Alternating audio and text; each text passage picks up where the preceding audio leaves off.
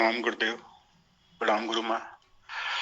10 तारीख गायत्री साधना का दिन से करीब 3 घंटे मौन बीत रहा है और उसमें बीच बीच में निराकार खुद प्रकट हो जा रहा है। पूरा उसमें आत्मकण पूरा भरा हुआ एकदम कुछ समय रहता है, फिर हट जाता है। मौन लेकिन कंटिन्यू रहता है, समाधि बीच में लग जाती है और करीब 10 तारीख से रोज स्टार्ट हो रहा है। सुबह 8 बजे से लेकर 11 बजे तक उसमें निकल रहा करके।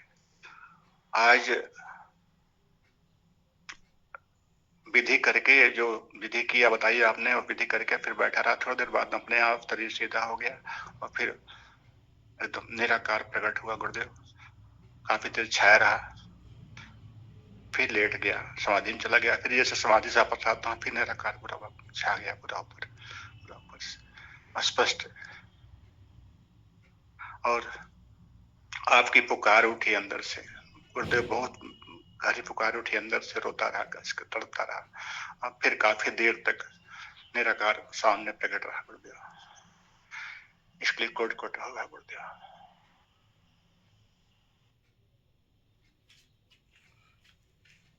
प्रणाम आप सभी को और प्रणाम आपको भी।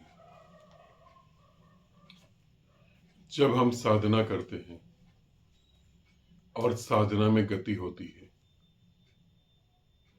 हर पड़ाव पे मन कहता है कि तुम पहुंच गए, हर पड़ाव पे।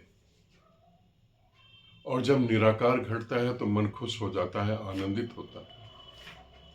वो कहता है बिल्कुल अब यही तो चाहिए था, वो मिल गया, अब और कुछ नहीं।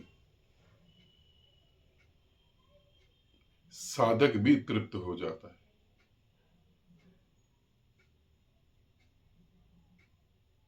गुरु भी तृप्त हो जाता है, क्योंकि किताबों की और कहानियों की बात अगर छोड़ दो तो यहां तक आना ही बड़ा मुश्किल है।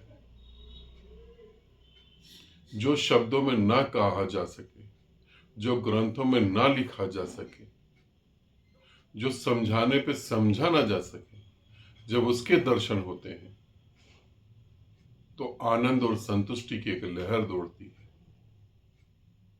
सब कुछ बदल जाता है। मगर ध्यान रखना, यात्रा भी खत्म नहीं हुई, यात्रा और आगे है। मेरे इस उदाहरण को समझना, सभी साधक जिनको परमात्मा घट रहा है वो भी, और खास तौर की जो नवजीवन ग्रुप में जुड़े हैं उनके लिए।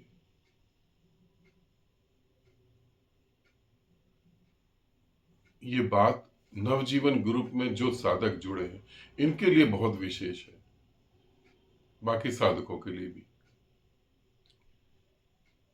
एक व्यक्ति साधना करता है, बहुत मेहनत करता है, पूरी आत्मा से साधना करता है, पूरी शक्ति लगाता है और बोध उसे घटित होता है, विवेक जागृत होता है, होश पूर्ण हो जाता है, बुद्धत्व उपलब्ध हुआ।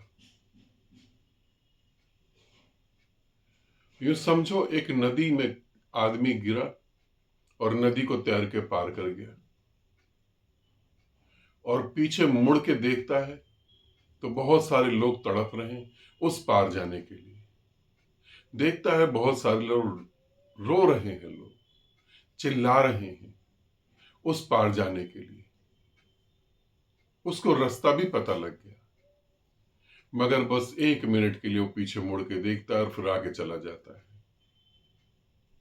फिर वो मुड़ता ही नहीं, उसके लिए नदी खत्म हो गई, वो दुखों से बाहर निकल गया और वो आगे गति करता है, वो अब वापिस नहीं आता। एक दूसरा व्यक्ति नदी पार करता है, उस परम ज्ञान को उपलब्ध होता है और वो पीछे मुड़ के देखता है, लोग रो रहे हैं, चिल्ला रहे हैं, नदी पार करना चाहते हैं, दुखी हैं, परेशान हैं, तैरना नहीं आता, साधना करना चाहते हैं, साधना बताने वाला कोई नहीं है, ग्रंथों से काम नहीं बन पाता। ये ईंट पत्थर के आश्रम बना लेना, मंदिर मस्जिद गुरुद्वारे खड़े कर देना, इनसे काम नहीं बन पाता। देखता है उनका हाल, देखता है उनकी लाचारी, फिर वापस नदी में कूदता है और उनको पार लगाने के लिए प्रयास करता है। फिर एक एक जने को पकड़ के पार ले जाता है। इसे हम बुद्ध कहते हैं।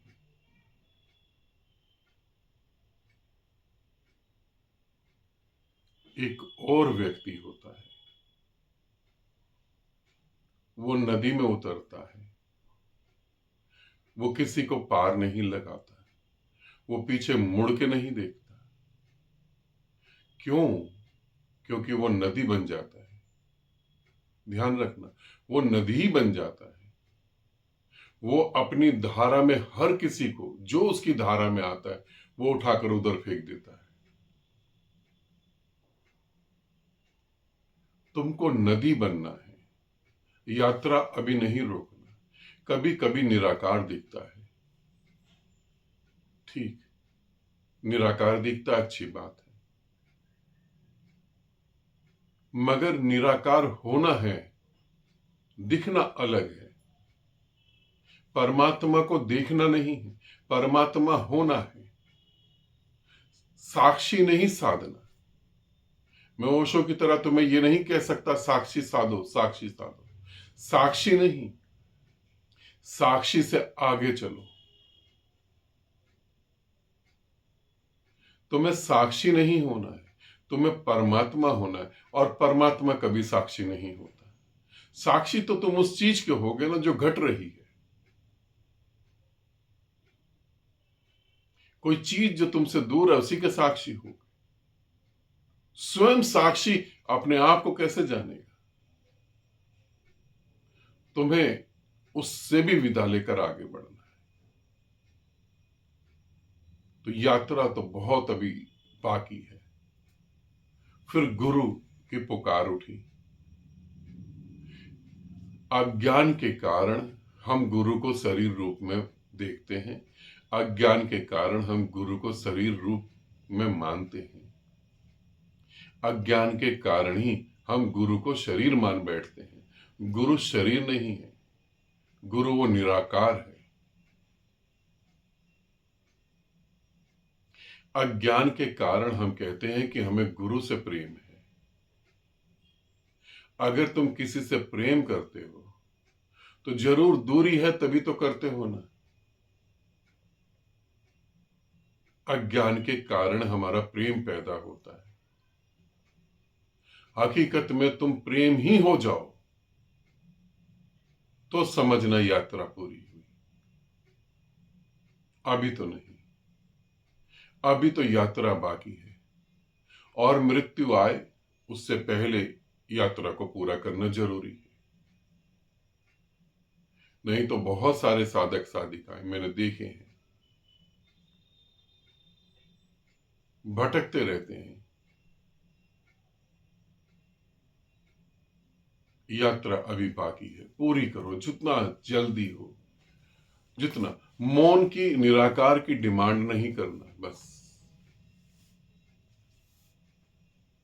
डिमांड नहीं, वो घटे उसका स्वागत करना। गुरु के प्रति धन्यवाद के भाव में 24 घंटे रहना। 24 घंटे गुरुदेव धन्यवाद, महाप्रभु धन्यवाद तुम्हारा। इस तरीके से गति करो तो सब कुछ बहुत अच्छे से हो जाएगा। ठीक है, जो घट रहा है वो गजब का है, मगर मैं चाहता हूं, जो घट रहा है वो गजब का है, मगर मैं चाहता हूं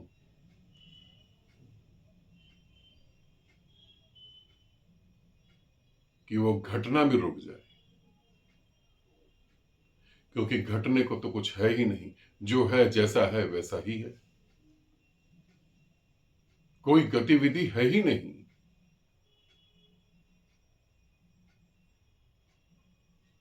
ना कहीं कोई पैदा हुआ, ना कहीं कोई मरा। ऐसे उतर जाना,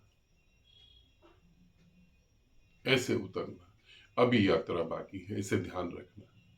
इन इन सभी साधकों को मैं, तुम सभी साधकों को मैं कह रहा हूं, और नव जीवन वाले साधक तो इसे पक्का समझ लें। यात्रा, मन बहुत चालाक है, वो कह देगा कि सब ठीक, पहुंच गए, मगर नहीं, अभी और। कबीर ने कहा है ना, घूंघट के पट खोल तुझे पिया मिलेंगे। अभी तो एक ही पट खुला है, अभी तो और पट बाकी है।